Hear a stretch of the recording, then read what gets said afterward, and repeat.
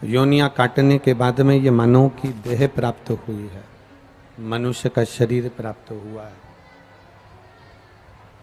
अब उस मानव के शरीर में भगवान ने भेजने से पहले माता के गर्भ में जब भेजा है, माता के गर्भ में जब पब्लिक के लिए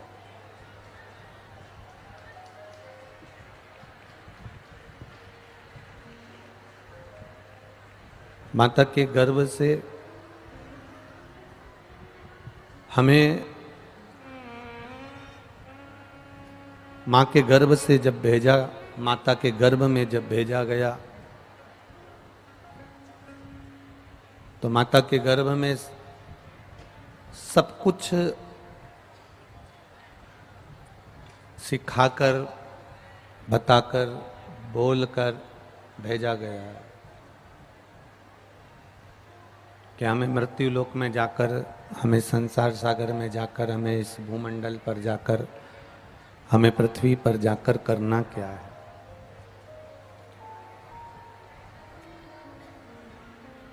हम इस मृत्यु लोक में जब जाएं, आवाज खोलो, पंडालों की आवाज खोल दीजिए, बाहर की सब आवाजें। हम जब मृत्यु लोक में जाएं, पृथ्वी पर जाएं, तो हमको करना क्या है।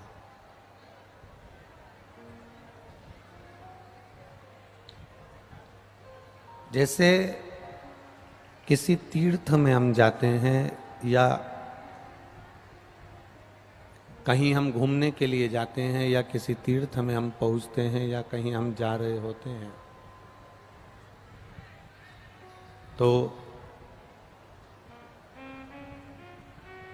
हम जाने से पहले उस बद्रीनाथ जा रहे हैं, केदारनाथ जा रहे हैं, यमुनोत्री जा रहे हैं, गंगोत्री जा रहे हैं, देवघर जा रहे हैं, या हम मथुरा वृंदावन जा रहे हैं, नाथद्वारा या तिरुपति जा रहे हैं, हम जहाँ भी जा रहे हैं, हम पहले उसके बारे में जानते हैं, पता करते हैं कि हम वहाँ जा रहे हैं तो वहाँ दर्शनीय स्थल क्या है।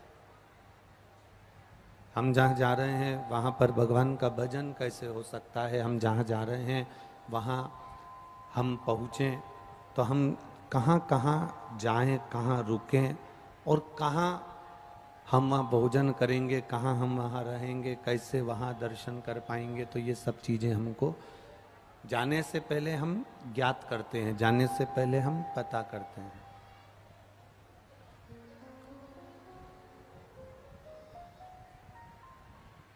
जाने से पहले हम ये मालूम कर लेते हैं। अब जैसे हम कहीं जा रहे हैं, हम कहीं पहुंच रहे हैं, उससे पहले हम सब चीज़ों का अनुभव कर लेते हैं, सब चीज़ें जांच लेते हैं, सब चीज़ें पता कर लेते हैं। उसी तरह से शिव महापुराण की कथा कहती है कि जाने से पहले हम उस जगह को, उस स्थान को, उस तीर्थ को जांच लेते हैं। उसी तरह परमात्मा भी जब हमको यहाँ भेजता है, भगवान भी जब हमको यहाँ भेजता है, मृत्यु लोक में भेजता है, तब सब कुछ जांच कर भेजता है। आवाज नहीं जा रही पीछे बाबा। पंडालों में लोग धूप में 4-5 घंटे से इंतजार करते हैं, उनको अगर आवाज नहीं पहुंचे तो काहे के लिए आते हैं इतने लोग, जरा विचार करिएगा। 24 घंटे में केवल 3 घंटे साउंड का काम पड़ता है, उसको जरा सही सट व्यवस्था देखना चाहिए ना।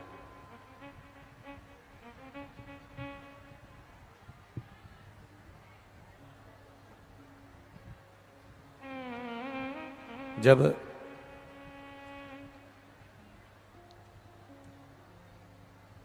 हम किसी तीर्थ में जाएं, हम किसी स्थान पर जाएं, हम किसी जगह पर जाएं, तो उसके बारे में हम पहले ज्ञात कर लेते हैं, मालूम कर लेते हैं।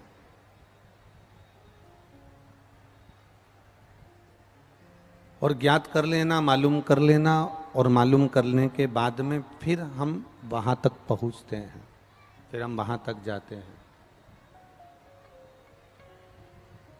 फिर हम वहाँ तक पहुँच पाते हैं। मेरा परमात्मा, मेरा भोलेनाथ, मेरा तरकालदर्शी, मेरा कैलाशी, मेरा विनाशी, मेरा शिव, मेरा कुबेर भंडारी, मेरा बाबा वैद्यनाथ भी ऐसा ही है। वो भी ऐसी ही कृपा करने वाला। हमको भेजने से पहले, जब हम मृत्यु लोक में आने वाले रहते हैं, जब हम मृत्यु लोक में पहुंचने वाले रहते हैं, जब हम पृथ्वी पर हमारा जन्म होने वाला रहता है, तब वो भी सब भांप लेता है कि ये मृत्यु लोक में जाएगा तो पृथ्वी पर जाकर करेगा क्या।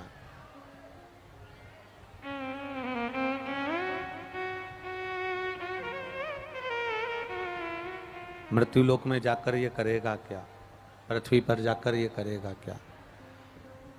वो परमात्मा भी भांपता है, वो परमात्मा भी देखता है।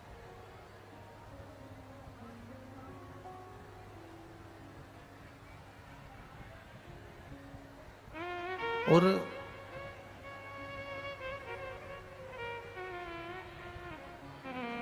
अगर वो परमात्मा हमको भेजने से पहले ये सब भांप रहा है, वो परमात्मा हमको भेजने से पहले ये सब कुछ देख रहा है, वो परमात्मा हमको भेजने से पहले ये सब कुछ जांच रहा है, तब उसने पृथ्वी पर हमको जन्म दिया है, तब उसने पृथ्वी पर हमको भेजा है।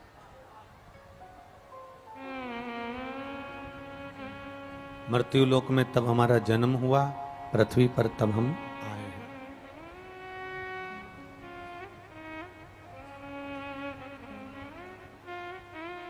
जैसे एक पुलिया बनती है, बहुत ध्यान लगाकर जरा स्मरण करिएगा शिव महापुराण का, कि एक पुलिया बनती है। जैसे एक पुलिया का निर्माण होता है, एक पुलिया बनती है, एक पुलिया को जब बनाया जाता है, एक पुलिया का निर्माण किया जाता है, एक पुलिया को जब बनाया जाता है, तो पुलिया बनने पर अगर वो पुलिया बाढ़ आने पर, बारिश आने पर, पानी आने पर पानी में डूब जाती है, पुलिया बनाई आपने और वो पानी में डूब गई, वो पानी में डूब रही है, और जनमानस परेशान हो रहा है कि ये इतनी बड़ी पुलिया बनी थी, लाखों रुपए आए थे, और पुलिया बनने पर ये पानी में डूब गई, पानी में चली गई। इस पुलिया को पानी में पहुंच गई पुलिया, फिर बनाने से लाभ क्या हुआ, पुलिया बनाने का फिर फायदा क्या हुआ।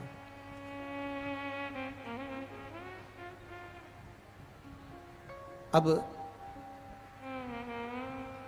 किसी ने पूछा कि तुमने ये पुलिया बनाई और ये पुलिया तो पानी में डूब गई, तुमने ये पुल बनाया और ये पुल तो पानी में डूब गया।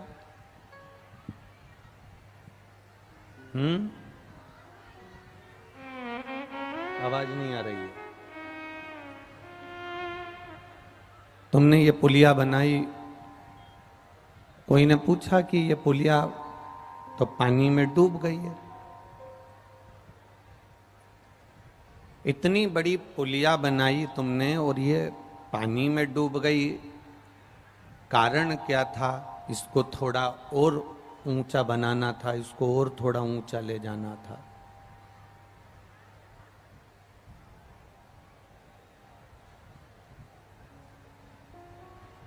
इसको और थोड़ा ऊंचा तक लेकर जाना था। तुमने नीचे बना दी और वो पानी में डूब गई है, वो नीचे बना दी और वो पानी में डूब गई है। इतना नीचा कर दिया कि वो पानी में डूब रही है। क्या जिसने पुलिया का निर्माण करा उसने कहा कि हमने जितना हमारे पास में बजट था, जितना हमारे पास में पैसा था,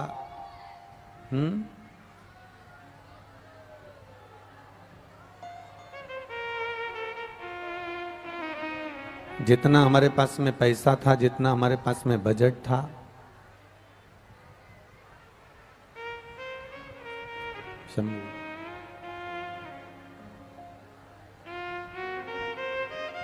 जितना हमारे पास में बजट था, जितना हमारे पास में पैसा था,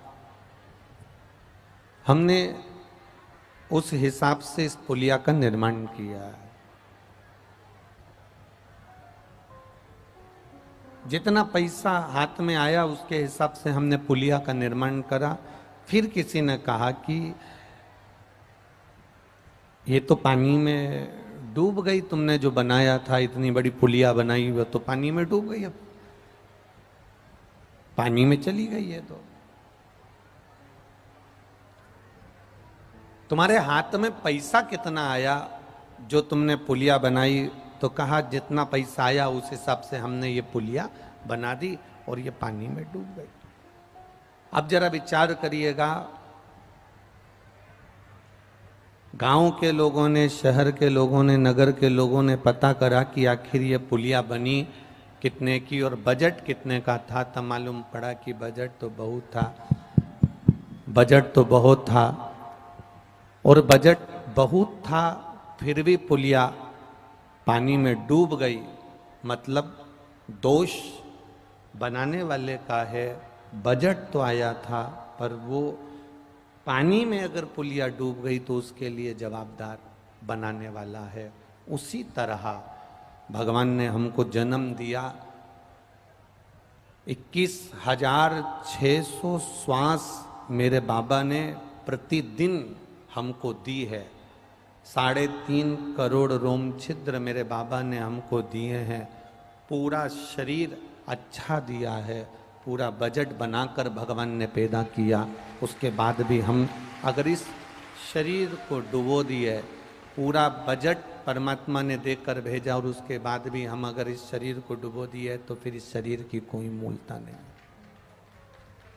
फिर इस शरीर की कोई महत्वता नहीं है। इस शरीर की कोई मूलता, कोई महत्वता फिर इस शरीर की नहीं रही महाराज, अगर मन शुद्ध है। अच्छा एक बात बताओ, आप लोगों के यहाँ बिहार में अचार डलता है क्या? अरे बोलो जम के, डलता है? केरी का, आम का, नींबू का, आंवला का, ठीक है।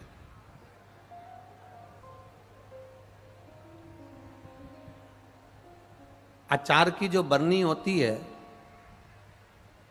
उसमें जो चम्मच से अचार निकालते हो वो एकदम साफ चम्मच लेते हो कि दाल सब्जी में चावल में भिड़ी हुई लेते हो?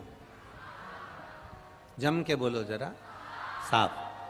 अगर दाल की चम्मच ले लो या सब्जी की चम्मच ले लो या चावल की चम्मच ले लो या लौंजी की चम्मच ले लो या भुजिया की चम्मच ले लो और उससे अचार निकाल लो तो अचार फिर अच्छा रहेगा कि सड़ जाएगा? सड़ जाएगा। मतलब अचार की बरनी को भी चम्मच चाहिए तो अच्छी चाहिए। अचार की बरनी में भी चम्मच डलती है तो झूठी नहीं डलती। और किसी और चीज में भींगी हुई, भीड़ी लगी हुई वो चम्मच अचार की बरनी में भी नहीं चलती। जब अचार की बरनी में, जब अचार की बरनी में झूठी चम्मच नहीं चलती, जब अचार की बरनी में बेकार चम्मच काम नहीं करती, सब्जी में भिड़ी हुई झूठी, चावल में भिड़ी हुई, दाल में भिड़ी हुई चम्मच जब अचार की बरनी को नहीं चलती तो फिर जरा विचार करना, हमारा झूठी जिह्वा, हमारा झूठा दिखावा, हमारी झूठी बातें परमात्मा को चलेगी क्या? परमात्मा को भी नहीं चलती, भगवान को भी नहीं लगती, चलती। जब झूठी चम्मच तुम्हारी दाल में नहीं चल रही, झूठी चम्मच तुम्हारी, झूठी चम्मच दाल की या सब्जी की चम्मच तुम्हारी अचार की बरनी को स्वीकार नहीं करती तो फिर परमात्मा को ये झूठा भाव कैसे स्वीकार करेगा?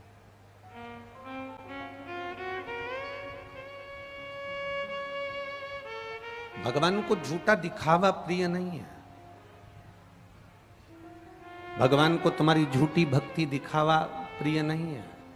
4 दिन तुमने चंदन का तिलक लगा लिया, सावन के महीने में तुम गंगा जल भरने चल दिए, सावन के महीने में तुम भगवान शंकर को रिझाने चल दिए, और बाकी के महीने में तुम व्यसनों में डूबे रहे, गलत काम में डूबे रहे, बेकार बातों में डूबे रहे, बेकार कार्यों में डूबे रहे, तो भगवान को स्वीकार नहीं होगा।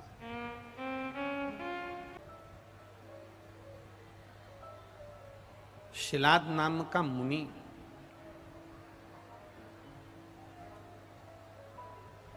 शिलाद मुनि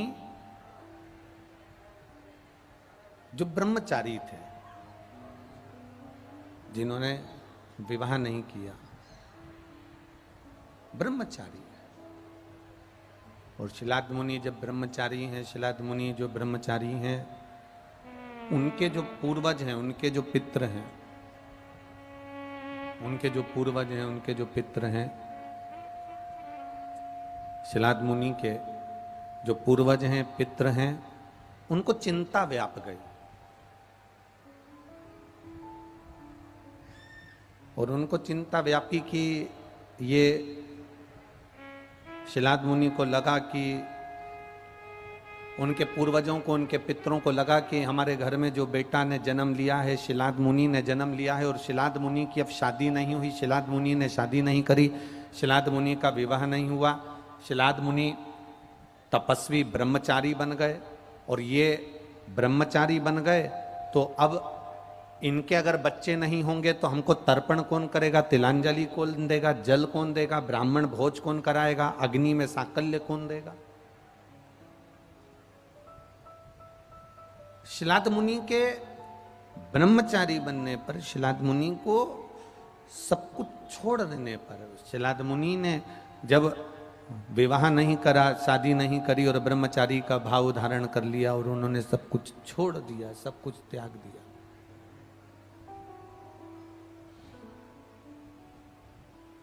पितरों को चिंता लग गई, पूर्वजों को चिंता हो गई, पूर्वजों को टेंशन हो गई, और पूर्वजों को चिंता लगी इस बात की कि अब हमको तर्पण कौन करेगा, अब हमको तिलांजलि कौन देगा, अब हमको भोजन कौन देगा, हमारा अग्नि का भाग कौन निकालेगा। संसार में जन्म लेने वाला प्रत्येक मनुष्य ये विचार करता है कि हमारी वंशावली बढ़ती चली जाए, हमारा वंश बढ़े, हमारी गोद में, हमारी झोली में भी भगवान एक संतान, एक पुत्र, एक पुत्री, एक संतान हमारी गोदी में भी दे, जो कि हमारे वंश को बढ़ा दे, हमारे पूर्वजों को तर्पण, तिलांजलि, जल, भोजन आदि प्राप्त होता रहे। ये सब मिलता रहे, ये भाव प्रत्येक मनुष्य के हृदय में होता है, प्रत्येक मनुष्य के दिल में होता है। अब पितृलोक में जो पितृ बैठे हुए थे, पितृलोक में जो पितृ विराजमान थे, उन पितरों ने आर्यमा स्वामी से कहा, पितरों के देवताओं से,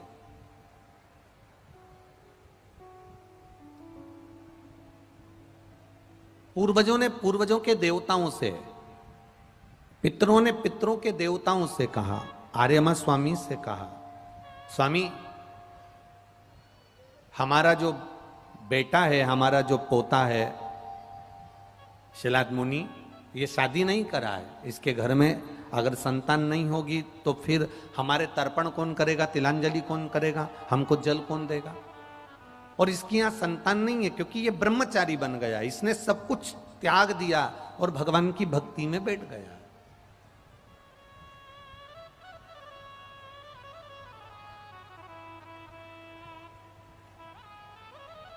इसके घर में अगर संतान होगी तो हमको तर्पण होगा, हमारी तिलांजलि होगी, हमको भोजन मिलेगा, हमको भाग मिलेगा। अब इसके यहाँ संतान हो तब तो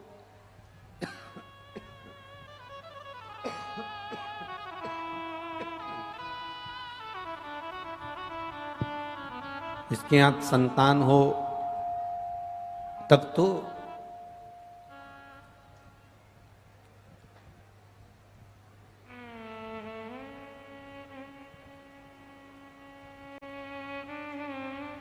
जब संतान है ही नहीं तो फिर वंश कैसे बढ़े? वंश बढ़े। अब चिंता भीतर से व्याप रही है, चिंता भीतर से लग रही है।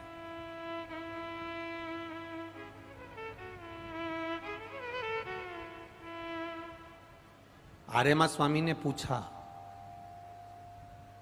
एक बात बहुत अच्छे से ध्यान में रखना, आप जिस स्थान पर रह रहे हो, पितरों के स्थान पर रहते हैं, तो पितरों के देवता उनकी सुनते हैं, और सुनते हैं तो मार्ग बताते हैं और मार्ग प्रशस्त करते हैं।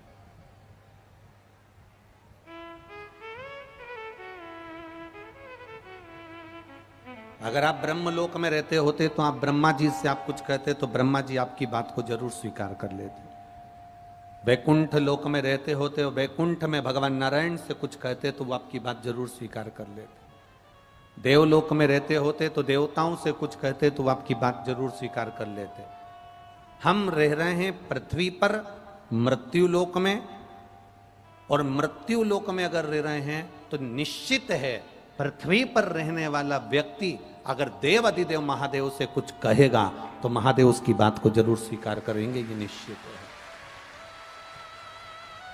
गला पकड़ रहा है, चोंगे जैसी आवाज आ रही, थोड़ा बेस में डालो, थोड़ा अच्छी आवाज करिए।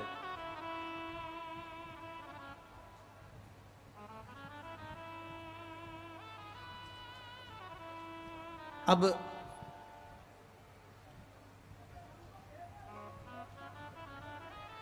मृत्यु लोक, इस पृथ्वी पर अगर हम रह रहे हैं, इस पृथ्वी पर हमारा निवास हुआ है, इस पृथ्वी पर यदि हम विराजमान हुए हैं, इस पृथ्वी पर हम रह रहे हैं, तो ये हमारा एक भाव प्रकट होना चाहिए कि हम परमात्मा से अपने दिल की बात कहें। परमात्मा को हम अपने मन की बात कहें। और जब हम परमात्मा को अपने दिल की बात कहेंगे, परमात्मा को अपने मन की बात कहेंगे, तो वो सुनेगा, क्योंकि हम मृत्यु लोक में रह रहे हैं। तो मृत्यु लोक का स्वामी, पृथ्वी का स्वामी, इस मृत्यु लोक का अगर कोई स्वामी है, मृत्यु लोक का अगर कोई देव अधिदेव महादेव विराजमान है, हम अगर शिव से कहेंगे, हम शंकर भगवान से प्रार्थना करेंगे, हम बाबा देव अधिदेव महादेव से अपने मन की बात कहेंगे, तो वो स्वीकार करेगा, ये निश्चित है, वो सुनेगा, वो स्वीकार करेगा, ये पक्का है। जब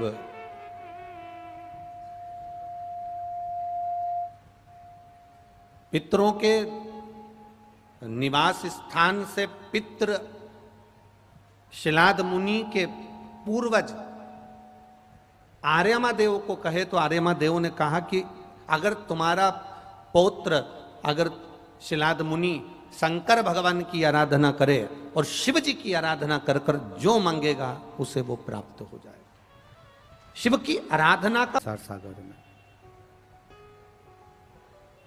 जो कोई नहीं दे सकता, वो मेरा देवाधिदेव महादेव दे सकता है, मेरा शिव दे सकता है।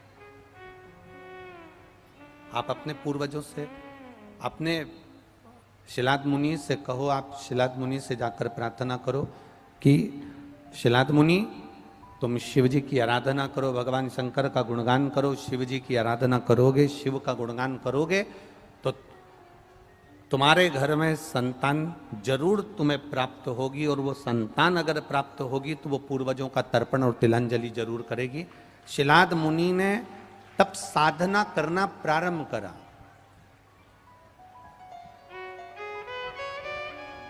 शिलाद मुनि ने तब साधना करना प्रारंभ करा।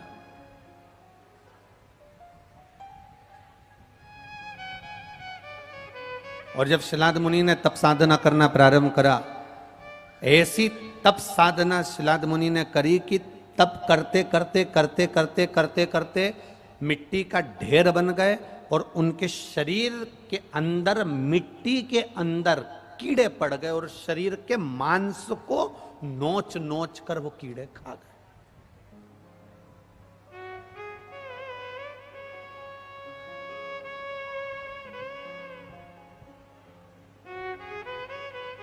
अब वो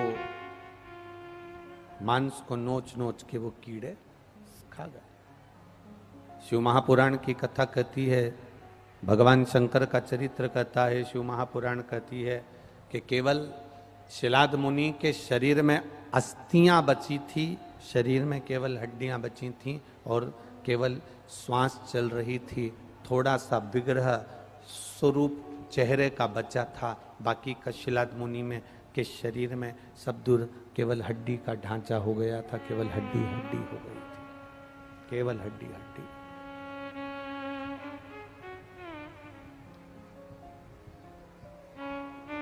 अब केवल शरीर में हड्डी हड्डी बची है और प्रभु का नाम का स्मरण शिलाद मुनि कर रहे हैं, शिव के नाम का स्मरण शिलाद मुनि कर रहे हैं। केवल शिलाद मुनि के शरीर की अस्थियों का ढांचा अकेला बचा, तब देव ऋषि नारद जी भगवान शिलाद मुनि का दर्शन करने आए तो क्या देखते हैं कि मांस तो शरीर पर था ही नहीं।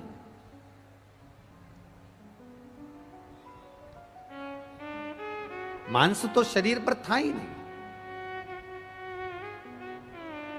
देव ऋषि नारद ने सोच लिया अब इसमें तो प्राण बचे नहीं है, तब साधना कर भी लेगा तो क्या फल प्राप्ति क्यों ना। पर देव ऋषि नारद देख कर वापिस चले गए। वहीं से नंदीश्वर निकल कर जा रहे थे, नंदी निकल कर जा रहे थे और उन नंदी ने, उन नंदीश्वर ने देखा, उस नंदी ने देखा, जो नंदी निकल कर जा रहा था, उस नंदी ने देखा कि कोई तप कर रहा है, कोई साधना कर रहा है और तप साधना इतनी विचित्र कर रहा है कि शरीर में मांस बचा नहीं, केवल हड्डी का ढांचा ही बचा है, केवल हड्डी का ढांचा, उसके सिवा कुछ भी नहीं बचा।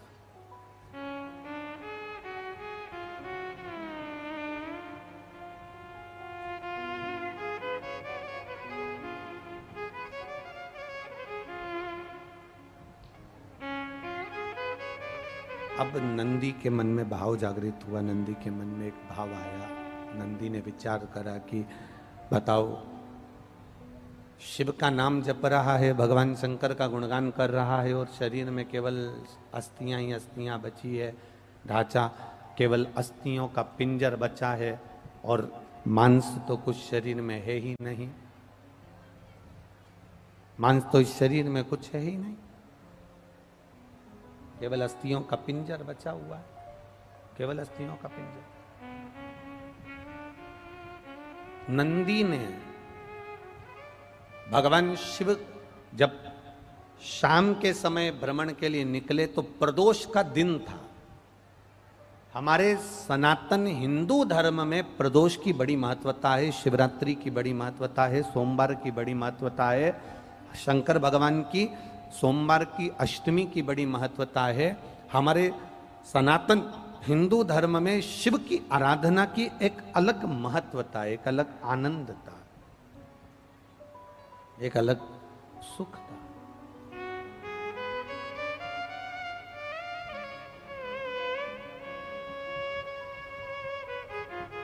अब प्रदोष का दिन था और प्रदोष काल में मेरे देवाधिदेव महादेव पार्वती जी को बिठाकर भ्रमण के लिए निकले थे। अब मेरा शंकर भगवान, मेरा ओघड़दानी, मेरा भोलेनाथ, मेरा शंभू प्रदोष काल में, प्रदोष के दिन नंदी पर बैठकर जब निकले, अब देखो नंदी ने शिवजी से ये नहीं कहा कि प्रभु ये एक भक्त है और भगवान का भजन कर रहा है और उसका पूरा शरीर में से मांस जा चुका है, उसके पूरे शरीर में केवल हड्डियों का ढांचा बना हुआ है, अस्थियों का ढांचा बना हुआ है, केवल शरीर में हड्डियां हड्डियां रह गई, बाकी के कुछ भी नहीं है। ये नंदी ने शंकर भगवान को कहा ही नहीं, ये नंदी ने भगवान शिव को नहीं कहा, ये नंदी ने भगवान शंकर को बोला ही नहीं, बोला ही नहीं।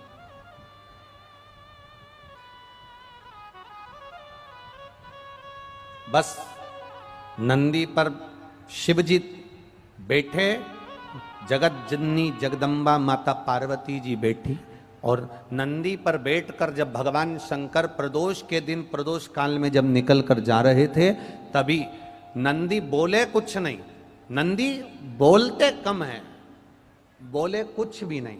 और शिव जी को ले जाकर शिलाद मुनि के सामने नंदी थोड़ी देर खड़े हो गए।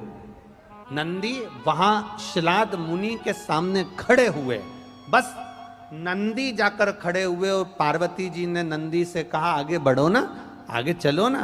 इतने में नंदी आगे बढ़ते नहीं, आगे चलते नहीं।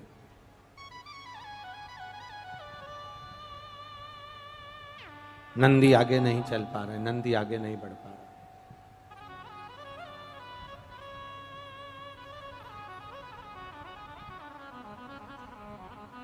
बड़ा कठिन है।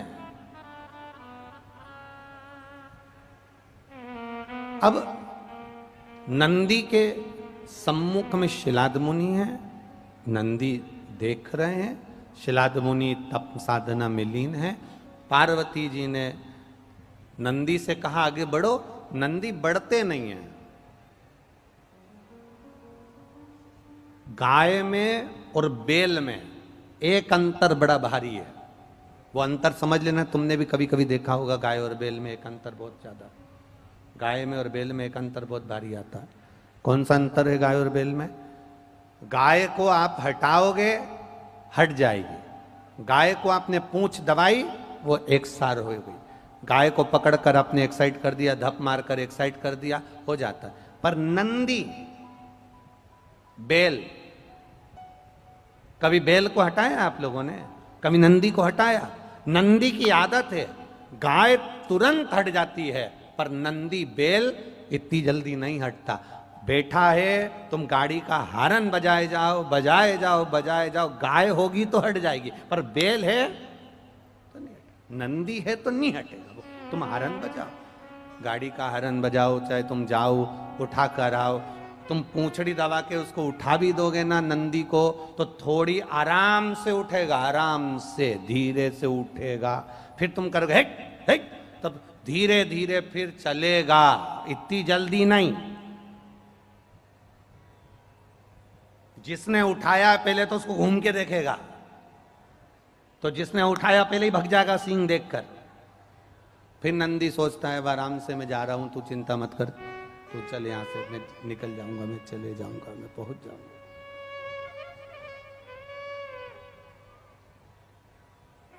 पार्वती जी कह रही हैं कि चलो आगे, पार्वती जी बोल रही हैं चलो। अब नंदी तो हिलने को तैयार नहीं, नंदी तो जाने को तैयार नहीं।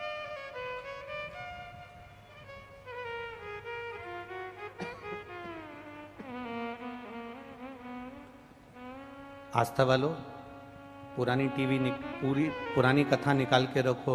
शायद माइक अगर ठीक नहीं हुआ तो हम आधे घंटे और 1 घंटा कथा करेंगे, उसके बाद पुरानी कथा लगा दीजिएगा।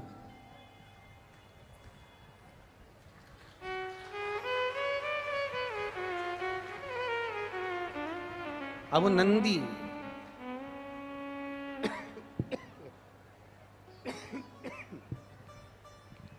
वो नंदी को हटाने का प्रयास किया जा रहा है। वो नंदी को हटाने का प्रयास किया जा रहा है, परंतु वो नंदी हट नहीं रहा। पार्वती जी कह रही हैं तुम हटो, नंदी जाने को तैयार नहीं।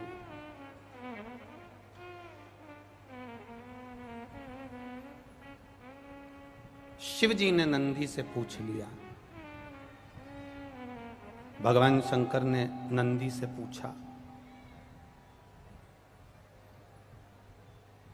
और भगवान शिव ने नंदी से पूछा कि तू आगे क्यों नहीं बढ़ रहा? शिव से नंदी कुछ नहीं कहना चाहता, केवल मिट्टी के ढेर पर शंकर भगवान की दृष्टि पड़ जाए, बस नंदी इतना सा चाहता है। और नंदी मंदिर के अंदर कभी नंदी का दर्शन करना, वो शंकर भगवान को देखता रहता है। कभी किसी मंदिर के अंदर तुमने नंदी के आंखों को बंद नहीं देखा होगा। आप में से किसी ने देखा है क्या? किसी ने नंदी के नेत्रों को शिव जी के मंदिर में कभी बंद नहीं देखा होगा। नंदी शिवलिंग को देखता रहता है। कारण केवल इतना सा है, नंदी हमको बताता है, नंदी हमको दिखाता है कि आप शंकर भगवान की ओर अपनी दृष्टि कर कर रखो, एक ना एक दिन शंकर भगवान तुम्हारे पर दृष्टि कर देंगे और तुम्हारा कल्याण हो जाएगा।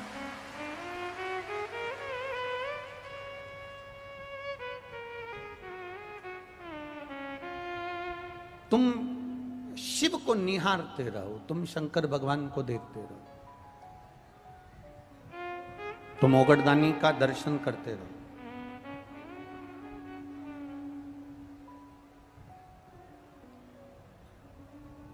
अभी योग दिवस गया, बोलो गया कि नहीं गया? अरे जम के तो बोलो, गया। योग सिखाया था जो हमारे शास्त्रों में पतंजलि का वर्णन किया गया है, पतंजलि का जो वर्णन किया गया, और उन्हीं पतंजलि का स्मरण, उन्हीं पतंजलि का स्मरण हरिद्वार वाले बाबा रामदेव जी ने भी कर रखा है। उन्हीं पतंजलि के नाम से, जिन्होंने योग को, औषधि को, संसार को सुख देने का कार्य किया, वो पतंजलि। अब कोई तुमसे पूछे कि पतंजलि के गुरु कौन है, पतंजलि के गुरु कौन है, कोई तुमसे पूछे कि जिन पतंजलि ने योग दिया, उस योग को हरिद्वार वाले बाबा रामदेव जी ने लेकर, उन्हीं पतंजलि से लेकर, उन्हीं पतंजलि के कुछ अंश को लेकर जनमानस तक पहुंचाया। और कोई तुमसे पूछ ले कि वो पतंजलि जो थे उनके गुरु कौन थे, जिन्होंने योग दिया था, जिन्होंने साधना दी थी, जिन्होंने आराधना दी थी, जिन्होंने इतना सारा खूब औषधियां और सुख प्रदान करा, आखिर वो पतंजलि के गुरु कौन है? तो आप शास्त्र उठाकर देखोगे तो आपको मिलेगा पतंजलि के गुरु नंदी थे, भगवान शंकर के गण नंदीश्वर पतंजलि के गुरु।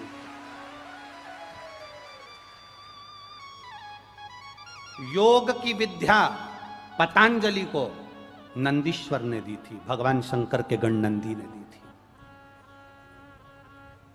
और केवल पतंजलि अकेले ही नंदी के शिष्य नहीं थे, भगवान नंदी के 8 शिष्य, नंदी के 8 शिष्य पूरे भारत में आज भी पूज्य हैं, उसमें से पतंजलि तो एक है।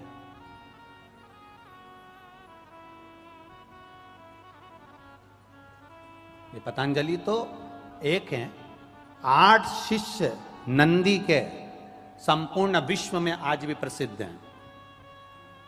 और केवल ये मत सोचना कि नंदी नंदी थे, उन्होंने कोई पढ़ाई नहीं करी, उन्होंने कोई विद्या अध्ययन नहीं करा, उनकी चित्तवृत्ति में भगवान की कोई भक्ति नहीं थी। सारे शास्त्रों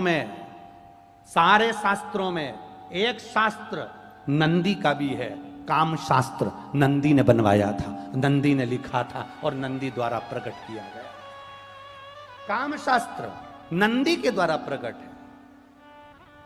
अगर कोई तुमसे कहे कि ये योग दिवस मनता है और पतंजलि जो थे उन्होंने इस योग का शुरुआत करी थी, उसी योग के अंश को बाबा रामदेव जी ने ग्रहण किया और उस जनमानस तक पहुंचाया, उन्होंने अपनी पीठ का नाम भी पतंजलि रखा, उस पतंजलि के नाम से। वो पतंजलि के गुरु कौन है? तो आप कह सकते हो वो पतंजलि के गुरु श्री नंदीश्वर हैं। नंदी शंकर भगवान के गण वो पतंजलि के गुरु हैं, जिन्होंने अपनी योग साधना पतंजलि को दी थी, जिन्होंने अपनी भक्ति की साधना पतंजलि को दी थी, जिन्होंने अपनी दृढ़ साधना पतंजलि को दी थी।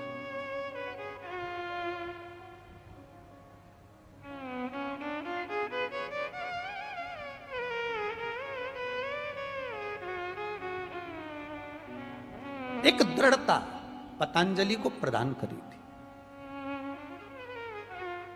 गाय को उठाओगे चली जाएगी, हारन बजाओगे गाय को तो गाय उठकर चली जाएगी, पर बैल नंदी इतनी जल्दी उठता नहीं और इतनी जल्दी चलता नहीं। बैल नंदी इतनी जल्दी चलता भी नहीं है और इतनी जल्दी उठता भी नहीं है, अड़कर खड़ा है। शंकर भगवान नंदी पर बैठे हैं, माता पार्वती जी नंदी पर बैठी हैं। पार्वती जी नंदी से कह रही हैं चल, पर नंदी चलने को तैयार नहीं है। पार्वती जी कह रही हैं तू हमारा गण होकर तू हमारा कहना नहीं मान रहा, आगे क्यों नहीं बढ़ रहा?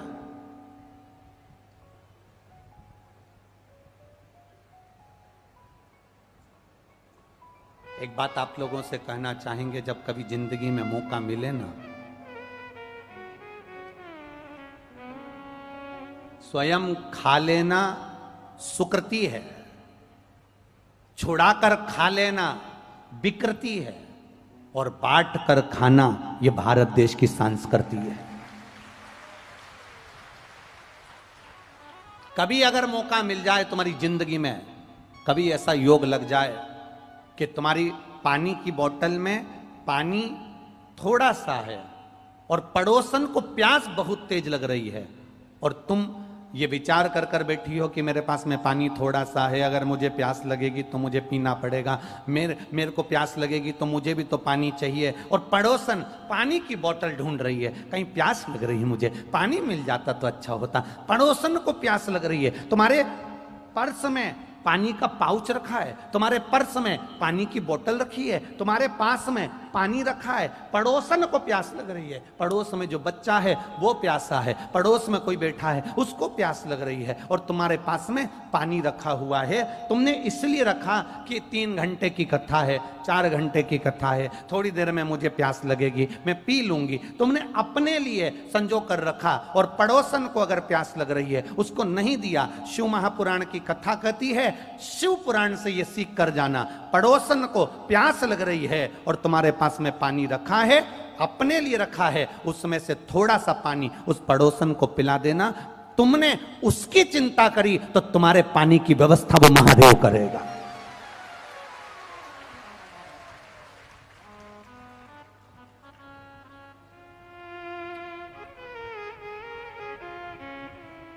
अपने बेटे को डॉक्टर बनाओ,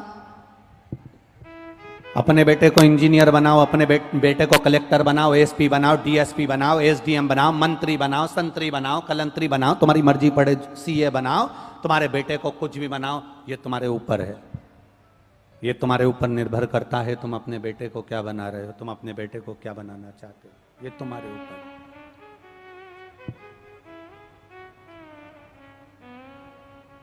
और अपने बेटे को एक बात जरूर सिखा देना कि खूब कमाना तो दिल से मना नहीं है, जिंदगी भर खूब कमाई करना मना नहीं है, पर अपने बेटे को ये जरूर सिखाना कि कमाई तो जिंदगी भर करना, पर अपनी पुण्य की कमाई भी करते हुए चलना, जो तेरे को ऊपर काम आएगी।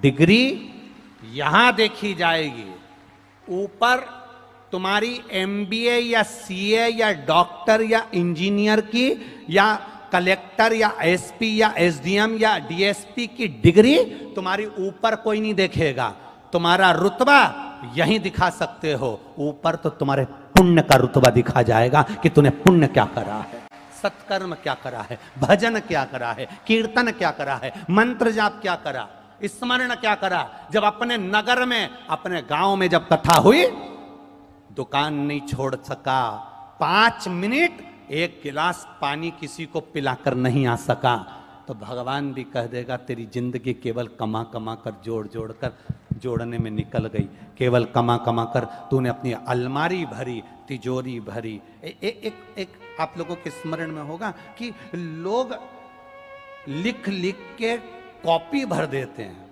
भरते कि नहीं भरते? अरे बोलो जम के, भरते।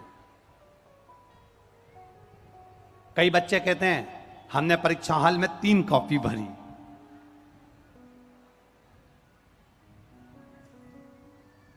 हमने होमवर्क कर करके 4 कॉपी भर दी, हमने 2 कॉपी भर दी, पर सबने कहा कि हमने 4 कॉपी भर दी, 5 कॉपी भर दी, हमने 3 कॉपी भर दी, पर एक भी कहने वाला नहीं मिला कि 4 कॉपी भरने में अंदाजा लगाना, 3 कॉपी भरने में, 2 कॉपी भरने में जिस पेन से लिख रहे थे वो पेन कितना खाली हुआ।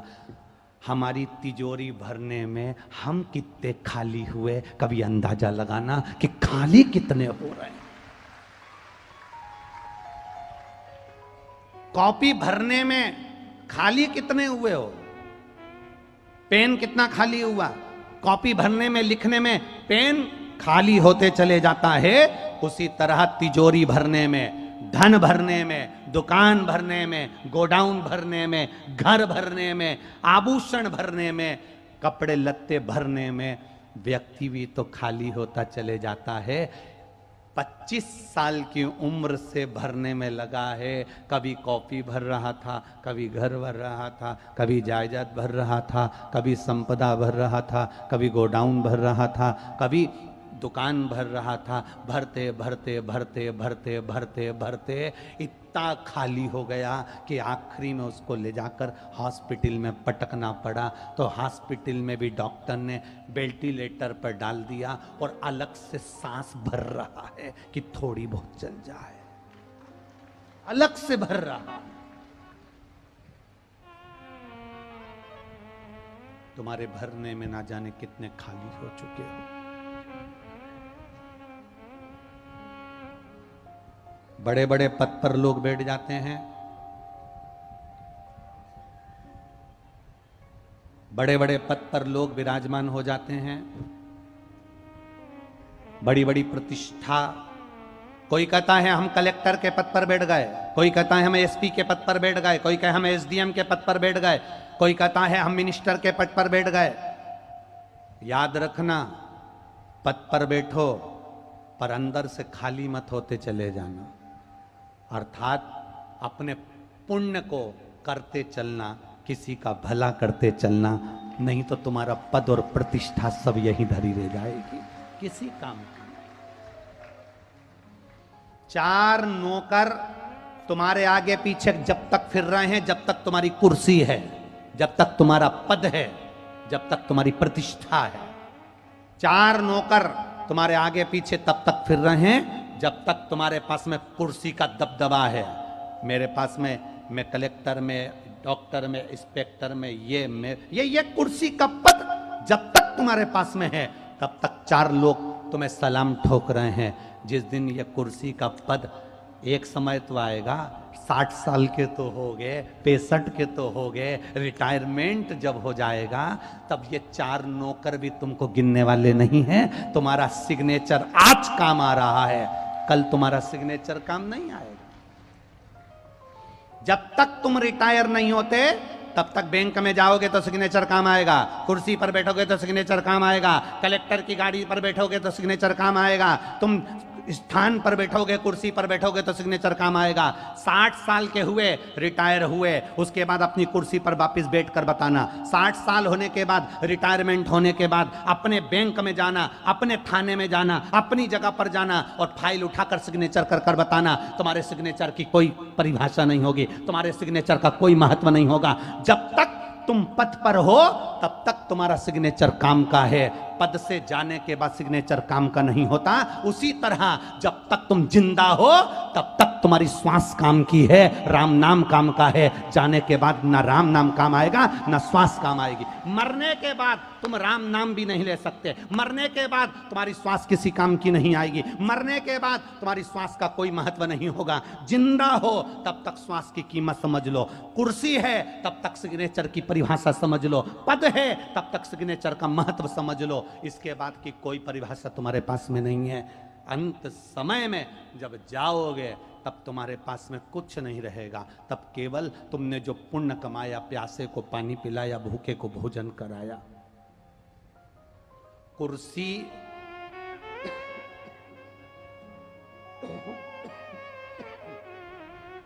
रिटायरमेंट के बाद में, रिटायर होने के बाद में नौकर काम नहीं करेंगे।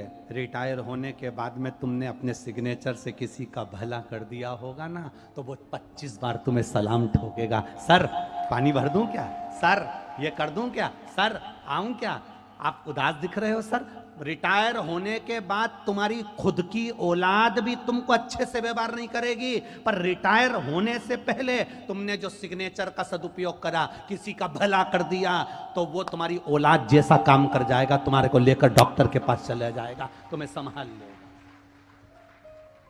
तुम्हें साधेगा, तुम्हें संभालेगा। कोई साथ देगा ना देगा, तुम्हारा जब समय अच्छा चले, तुम्हारा जब समय अनुकूल हो, तुम्हारा समय जब अच्छा चल रहा हो, तब आप भगवत भजन अवश्य करिए। तुम्हारा जब समय अच्छा चले, तुम भगवान का नाम अवश्य लो। तुम्हारा समय जब अच्छा चले तो अच्छा काम करते चलो।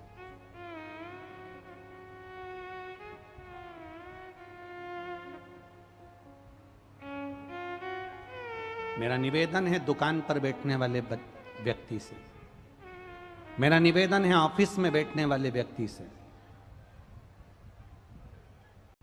दुकान पर बैठने वालों से निवेदन है, तुम्हारी दुकान जब तक चलती रहे, दुकान अच्छी चले, व्यापार अच्छा चले, काम अच्छा चले, तो पत्नी के जेवर बनवा दो। काम अच्छा चले, घर ले लो। दुकान अच्छी चले, प्लाट ले लो। काम अच्छा चले, अपने बच्चों के लिए भी खूब कर दो। दुकान जब अच्छी चलती रहती है तो पत्नी के जेवर भी बना सकते हो। दुकान जब अच्छी चलती रहती है तो प्लाट भी ले सकते हो। दुकान जब अच्छी चलती रहती है तो मकान भी ले सकते हो। उसी तरह शरीर जब तक अच्छा चले तब तक कथा में जाकर कथा सुन लो। शरीर अच्छा चले तब तक भजन कर लो। शरीर अच्छा चले तब तक तीर्थ कर लो। शरीर अच्छा चले तब तक भगवान का नाम ले लो। पहले भी कथा में कहा, शरीर चले तब तक तीर्थ कर लो, भजन कर लो, कीर्तन कर लो, और तुम्हारे घर में जब तक चले दोनों हाथों से दान कर लो। उसके बाद मौका नहीं मिल पाता है, उसके पास समय नहीं मिल पाता है, बड़ा कठिन हो जाता है। फिर ये शरीर भी नहीं चलेगा और तुम्हारे घर में नहीं चलेगी, फिर भगवान का भजन कैसे कर पाओगे, भक्ति कैसे कर पाओगे, स्मरण कैसे कर पाओगे, नाम जाप कैसे कर पाओगे, नाम कीर्तन कैसे कर पाओगे।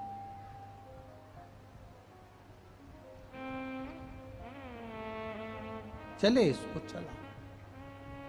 और अंत समय प्रभु आना पड़ेगा, वचन दिया तो निभाना पड़ेगा। आए ना आए प्रभु कुटुंब कबीला, अंत समय प्रभु आना पड़ेगा। वचन दिया तो निभाना पड़ेगा। अंत समय प्रभु आना पड़ेगा।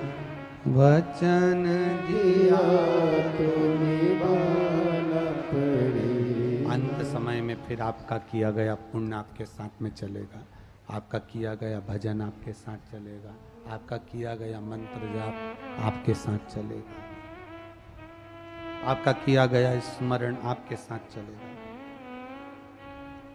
नंदी हिला नहीं, नंदी बैठा है। पार्वती जी कह रही है हमारा गण होकर हमारा कहना नहीं मान रहा है, तो हमारा गण है और हमारा कहना नहीं मान रहा है।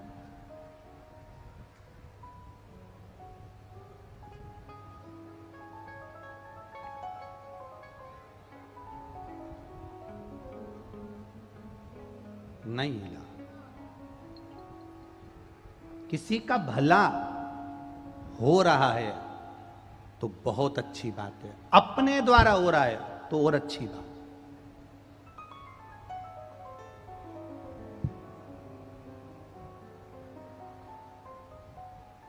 शिव महापुराण की कथा सुनकर जितने नवयुवक बेटा बेटी कंपटीशन एग्जाम में बैठे हैं, चाहे तुम रेलवे का एग्जाम दे रहे हो, चाहे तुम टीचर लाइन का एग्जाम दे रहे हो, चाहे तुम सीए के लिए दे रहे हो, चाहे तुम कलेक्टर के लिए दो, चाहे तुम एसपी के लिए, तुम्हारी मर्जी, तुम मिलिट्री का दो, आर्मी का दो, नेवी का दो, जो दे रहे हो, शिव महापुराण को सुनने के बाद जितने नवयुवक बेटा बेटी जो एग्जाम दें, जिस एग्जाम में तुम बैठो, बाबा देवादिदेव महादेव से कहकर बैठना, बाबा अगर आपने मुझे एग्जाम में पास करा है, आपने मुझे अगर अच्छी जगह तक पहुंचाया है, तो ऐसी कृपा मेरे ऊपर बना कर रखना कि मेरे द्वारा किसी का कभी बुरा ना हो, ये करुणा भी कर दे।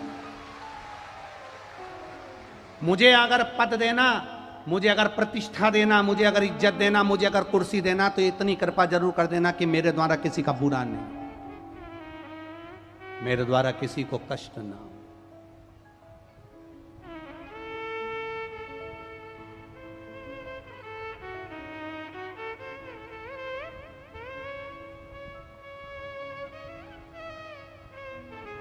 बहुत सोच समझकर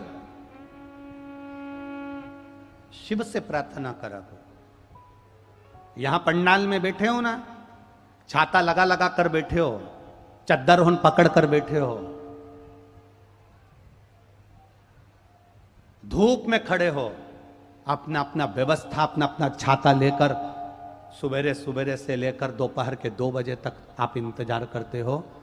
आपको लगता होगा महाराज जी साउंड वाले को चिल्ला देते हैं, या टेंट नहीं लगाते थे तो चिल्ला देते हैं।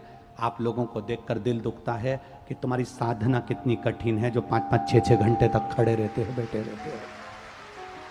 महाराज का क्या है, एसी के रूम में से निकल कर आएगा, 3 घंटे कथा बाचेगा और एसी के रूम में चले जाएगा सीओर वाला महाराज। तो पर दुख तुमको देखकर होता है कि 5-5 घंटे तक बैठे हो, इंतजार कर रहे हो, और उसके बाद भी अगर ये माइक व्यवस्था ठीक ना हो, तुम्हारी बैठने की व्यवस्था ठीक ना हो, तुम्हारे लिए कोई व्यवस्था अगर ना कर पाए, तो हमारा कथा करना भी बेकार है, उस कथा का कोई सार्थत्व नहीं। और फिर प्रार्थना कर रहे हैं, आगामी कथाएं जितनी भी लगी हुई हैं, आगे जितनी कथा हो रही हैं, उनसे निवेदन है अगर आप भक्तों की बैठने की व्यवस्था सही कर सको और सारी व्यवस्थाएं ठीक कर सको तो कथा करवाओ, वरना हमारा कुबेरेश्वर धाम भला और हमारी 2 कथा भली। हमें नहीं जाना फिर बाहर निकलकर कथा करने के लिए। अगर भक्त दुखी हैं तो ऐसी कथा करने से सीओर वाले महाराज का कोई मतलब नहीं है। कोई करोड़ों का धन सीओर वाला महाराज नहीं लेता तुमसे कथा करने का, जो तुम्हारे दबाव में आकर बैठा रहेगा यहाँ कथा करने के लिए। इतना अंदाजा लगा कर रखिएगा, भक्तों की व्यवस्था हो तो कथा हो, नहीं हो तो कुबेरेश्वर धाम भला और भगवान की भक्ति भली और शिव नाम भला, भजन भला।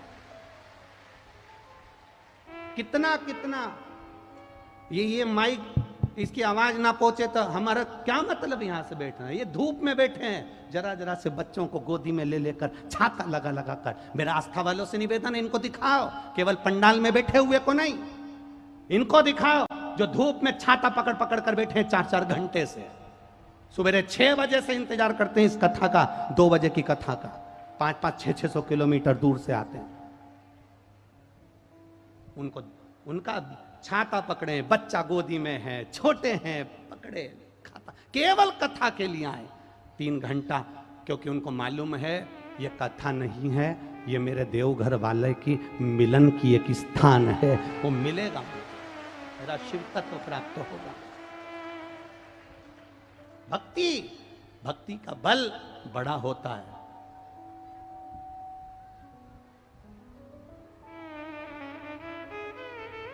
भक्ति का बल बड़ा होता है, भक्ति का विश्वास बड़ा होता है। नंदी नी हुआ टस्से मास, अगर किसी का भला हो, मेरा जवान नवयुवक बेटा बेटी जितने बैठे हैं उनसे निवेदन है, भगवान से प्रार्थना करना, बाबा तुम पे 1 लोटा जल चढ़ाती हूँ, कंपटीशन एग्जाम में बैठूंगी, टीचर बन जाऊं, कलेक्टर बन जाऊं, एसपी बन जाऊं, एसडीएम बन जाऊं, अगर मैं कोई रेलवे में भी नौकरी करूं, जिस जगह पर मैं नौकरी करूं, मुझे इतना बल देना कि पास भी मुझे तू करेगा, उत्तीर्ण तू करेगा, और नौकरी देना तो ऐसी देना कि मैं किसी ना किसी का भला करती जाऊं, कभी किसी का बुरा ना कर पाऊं। इस शरीर से बुरा ना बन सके, अच्छा करिए, बन सके श्रेष्ठ कर्म करने का प्रयास करिए, जितना बन जाए उस शरीर से अच्छा करना, जितना बन जाए,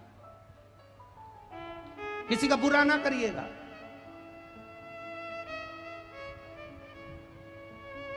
किसी का गलत ना करिएगा।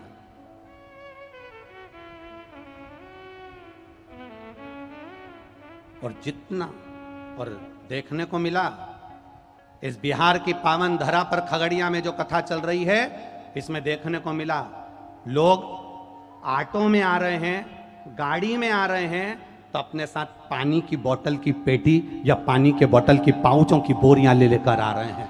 धन्य हैं। कोई आ रहा है तो बोरी में बिस्कुट भर कर ला रहा है, कोई आ रहा है तो टॉफी भर कर ला रहा है, कोई आ रहा है तो पेप्सी भर कर ला रहा है, कोई आ रहा है तो कोल्ड ड्रिंक भर कर ला रहा है, कोई आ रहा है तो फ्रूटी भर कर ला रहा है। धन्य हैं। बिहार वासियों में आपको नमन करता हूं, आपकी श्रद्धा को नमन करता हूं। धन्य हैं आप।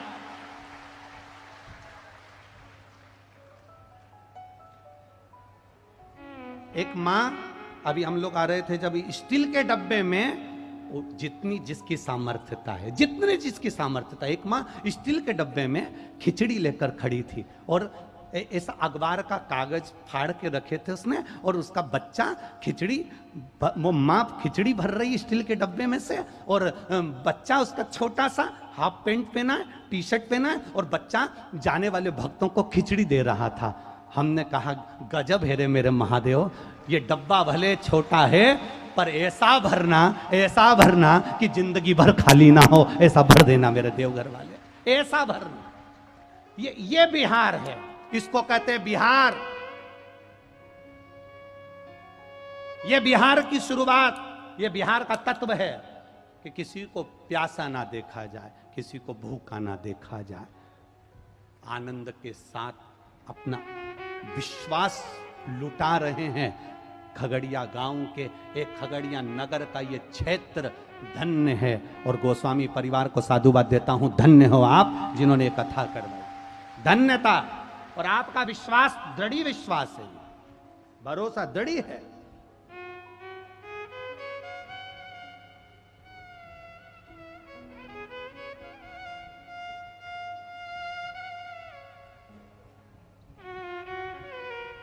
भरोसे के साथ शिव तत्व को नंदी नहीं हटा।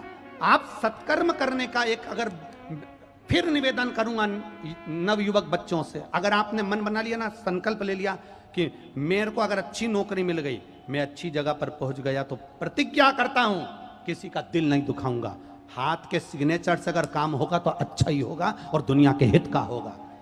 तो मेरा महादेव भी तेरा हाथ पकड़कर, जिस हाथ से तू जल चढ़ाता है, तेरा हाथ पकड़कर वो तुझे अच्छे स्थान पर पहुंचा देगा, सिंहासन पर पहुंचा देगा, ये निश्चित है।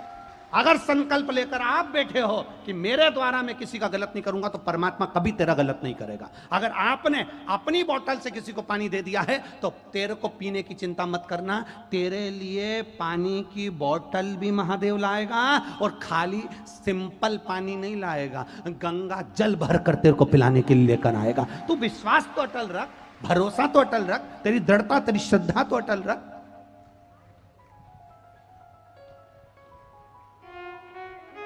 मंदिर जा रहे हैं हम, और मंदिर जाएं और लोगों की बुराई करें या निंदा करें, या मंदिर जाएं और हम गलत चीजें देखें या गलत विचार करें, तो मंदिर जाना सार्थक नहीं है।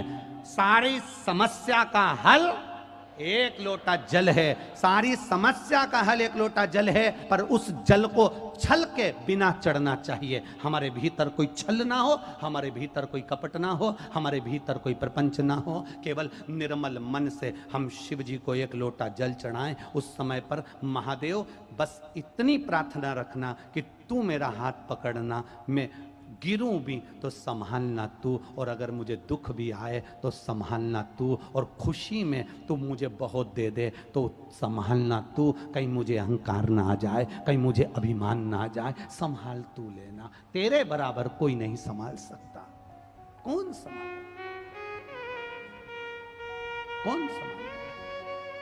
संभाल। नंदी नहीं हटा, नंदी अड़िग रहा, नंदी दृढ़ी रहा, नंदी हिलने को तैयार नहीं है, नंदी खड़ा है, जा ही नहीं रहा।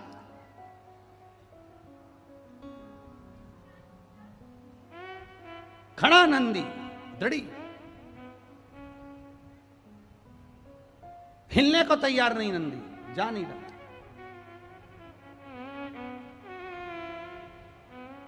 अब पार्वती जी ने कहा तू हमारा कहना नहीं मानेगा। नंदी बोले नहीं, चुप, मौन, बोले नहीं।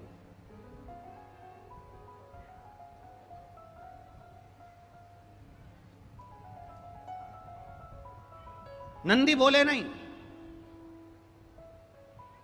शिव जी ने नंदी से कहा, नंदी माता पार्वती की बात नहीं मान रहे हो, आगे नहीं चल रहे हो।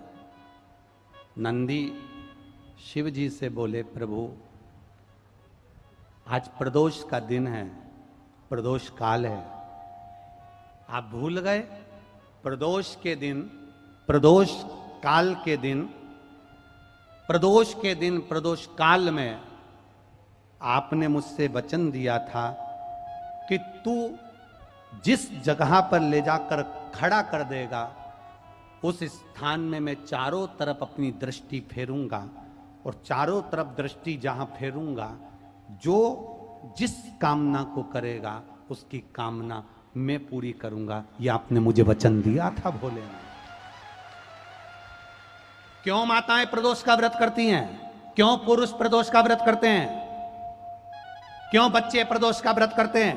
प्रदोष का व्रत करने का केवल एक सार तत्व यह है, प्रदोष के दिन, प्रदोष काल में मेरा देव अधिदेव महादेव निकलते हैं अपने मंदिर से बाहर, नंदी पर बैठकर कैलाश पे से निकलते हैं, काशी विश्वनाथ चलते हैं, देवघर वाला नंदी लेकर बाहर निकल जाता है। और प्रदोष काल में भगवान ने नंदी को जो वचन दिया था कि जहां तू खड़ा होगा चारों तरफ दृष्टि फेर कर जितने दिखेंगे सबका कल्याण मैं करूंगा, जो मांगेगा उसे मिल जाएगा। इसलिए प्रदोष के दिन, प्रदोष काल में हम शंकर की आराधना में लगे रहते हैं, प्रयास करते हैं कि मुख से श्री शिवाय नमस्तुभ्यम निकल जाए, पंचाक्षर मंत्र नमः शिवाय निकल जाए, षडाक्षर मंत्र ओम नमः शिवाय निकल जाए, भगवान के मंत्र का जाप हमारे मुख से निकल जाए। जब हमारे मुख से भगवान का नाम जाप निकलेगा तो हो सकता है कि शिव की दृष्टि हम पर पड़ जाएगी और हमारा कल्याण निश्चित हो जाएगा। हमारा कर, हे शिव शंकर, हे गौरी शंकर, हे शिव, आज प्रदोष का दिन, प्रदोष काल में आप भ्रमण के लिए निकलोगे नंदीश्वर के साथ में, ऐसी कृपा करना। आपके लिए मैंने द्वार सजाया है भोलेनाथ, आपकी दृष्टि मेरी चौखट पर भी कर देना, मेरी जिंदगी संवर जाए। इसलिए 2 दीप स्मरण करो। हाँ, अच्छा इशारा करा है, उसे समझ गए हो। जिस दिए को आप लगाओगे प्रदोष के दिन, प्रदोष काल में, एक दिया बेलपत्री के वृक्ष के नीचे लगाया है, और दूसरा दिया जब आप घर में प्रवेश करोगे तो राइट हैंड पर ही लगाएं। कौन से हैंड पर लगाएं? राइट हैंड पर। बहुत बहुत साधुवाद आपको दीदी, धन्यवाद, धन्यवाद दो। उन्होंने इशारा करके बताया कि दिया किस ओर लगाएं, कम से कम अपने को अंदाजा तो लग जावे ना दिया किस ओर लगना चाहिए। साधुवाद था, बहुत बहुत साधुवाद। इसको जागरूक श्रोता कहते हैं, जिनको कथा के प्रति रुचि है और भगवान के भजन के प्रति रुचि है, वो तुरंत भाव से उसको स्वीकार कर ले। तो 2 जगह दीप, पहला कहां पर लगाएंगे? जम के बोलो जरा। बेल पत्री के वृक्ष के नीचे। अब बेलपत्री के वृक्ष को भी समझना, कौन सा वृक्ष होना चाहिए? जो आप खड़े हो, दोनों हाथ ऊपर हो, उस हाथ तक भी उसकी पत्ती को स्पर्श ना हो पाए, मतलब उसकी छाया हमारे पूरे शरीर पर पड़े, तो बेलपत्री के वृक्ष की मूलता का आनंद है। जो छोटे बेलपत्री के वृक्ष होते हैं, छोटे छोटे जो पौधे होते हैं बेलपत्री के, इनको जल डालकर, खाद डालकर सिंचित करो, बड़ा करो, उनको पोषित कर कर, बड़ा कर कर कहीं अच्छी जगह उनको लगाओ। ये नहीं कि छोटी बेलपत्री के पत्ते तोड़ लो या छोटे से पौधे के पत्ते तोड़ लो, वो श्रेष्ठता नहीं है। शिव पुराण कहती है वृक्ष वो होना चाहिए जिसकी छाया हमारे ऊपर आए। बाकी के आपके घर में आप बेलपत्री का पौधा लगाते हो, उसको बड़ा करो, बड़ा करने के बाद उसको कहीं अच्छी जगह पर लगाओ जिससे वह बेलपत्री का पौधा बड़ा हो जाए।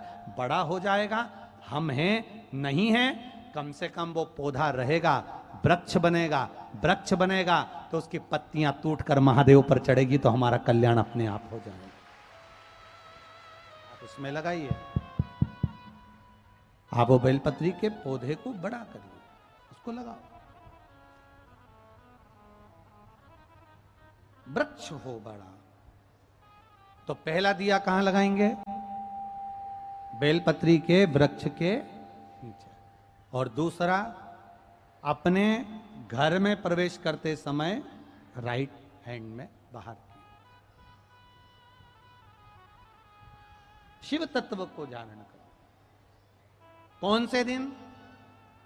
जम जम के बोलो जरा। प्रदोष के दिन। कौन से समय? प्रदोष काल, शाम का जो समय हो, शाम का समय, प्रदोष काल का समय भगवान को दीप प्रज्वलित कर दिया। शिव तत्व कह रहा है।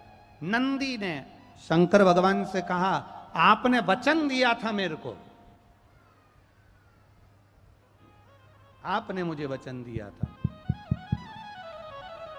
आपने मुझे वचन दिया था भोलेनाथ कि प्रदोष के दिन, प्रदोष काल में नंदी तू मुझे जहां ले जाकर खड़ा कर देगा, उसके आसपास में जहां मेरी दृष्टि पड़ेगी, वो जो मांगेगा महादेव उसकी झोली खुशियों से भर देगा।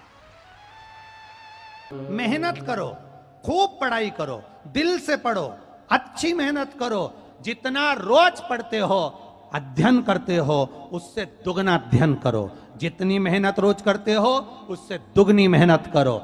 जितना परिश्रम एक दिन करते हो, उससे दुगना परिश्रम करो। और बाबा का नाम लेकर कंपटीशन एग्जाम में बैठ जाओ, बाबा निकाल देगा, पार कर देगा। वो शिव है, वो ओघड़ी है, वो त्रिकालदर्शी है, वो कैलाशी है, वो अविनाशी है। दिल से करो उसको, दिल से।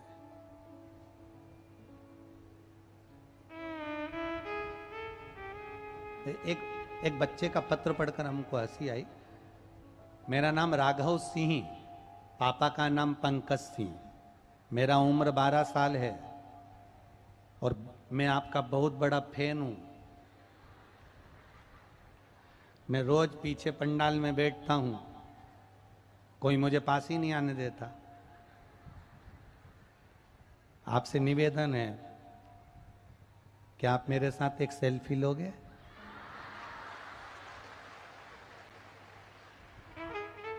अगर नहीं लोगे तो मैं कट्टी हो जाऊंगा। ये पत्र टीवी पे भी आप पढ़ सकते हो, टीवी पे भी पत्र। कहाँ बैठा है ये राघव सिंह? कहाँ है बाबू? कहाँ है? आप ही हो? आजा, दौड़ के आजा, आजा जल्दी आ, आजा जल्दी आ।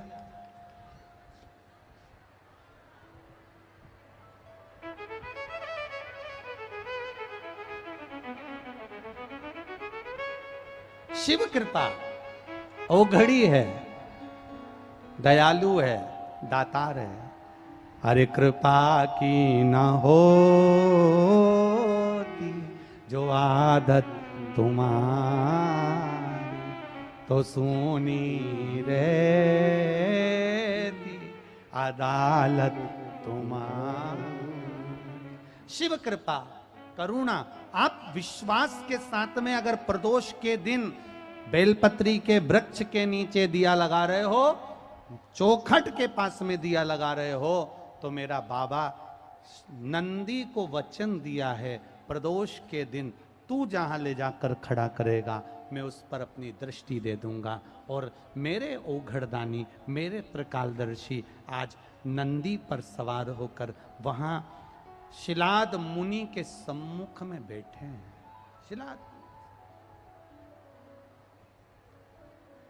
शिलाद मुनि के सम्मुख में बैठे।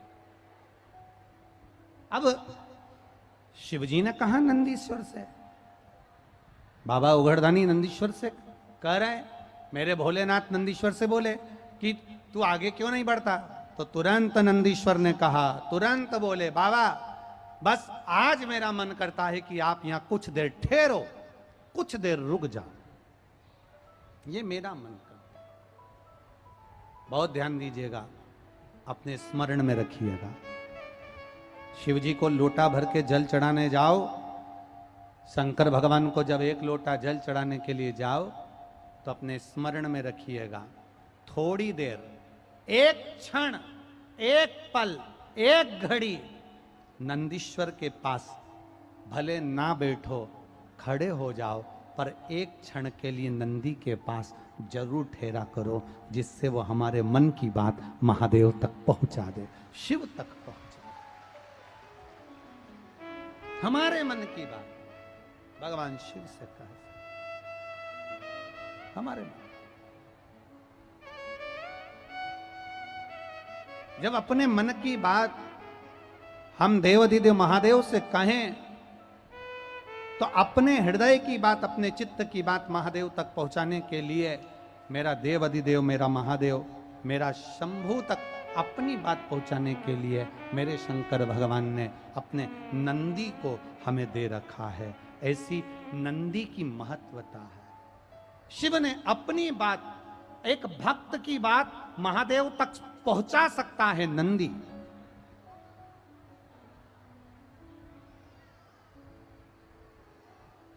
एक भक्त की बात शिव तक पहुंचाने के लिए नंदी मूल है। नंदी, आप अपने हृदय की बात नंदी से कहें, नंदी बाबा देव अधिदेव महादेव से कह ही देता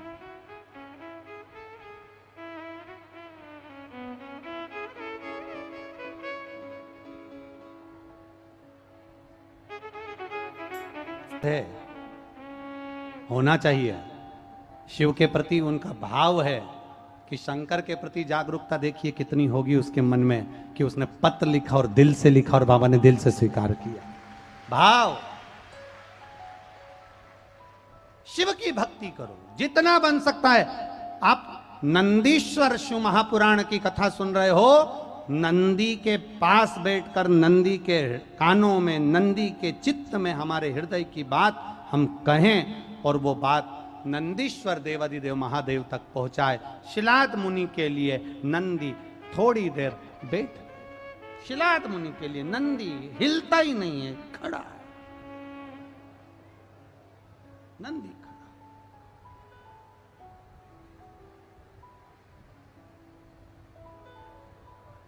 अब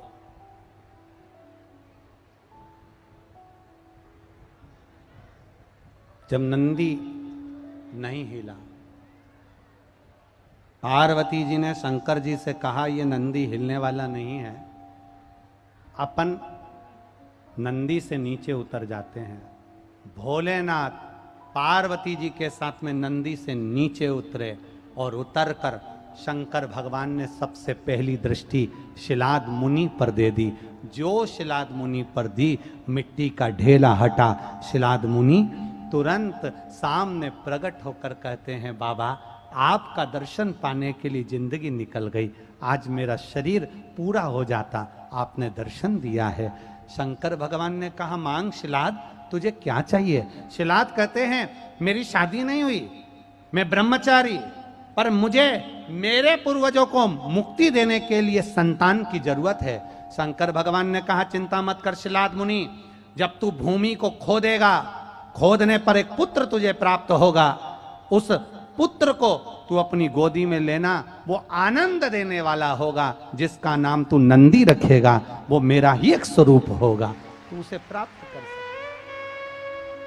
मेरा स्वरूप मिलेगा।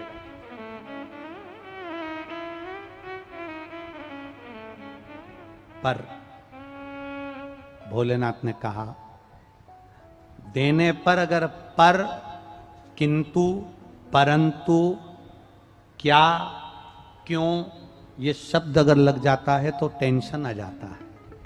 पर शिलाद मुनि ने कहा, प्रभु ये पर क्यों लग रहा है, आखिर आप क्या कहना चाहते हो?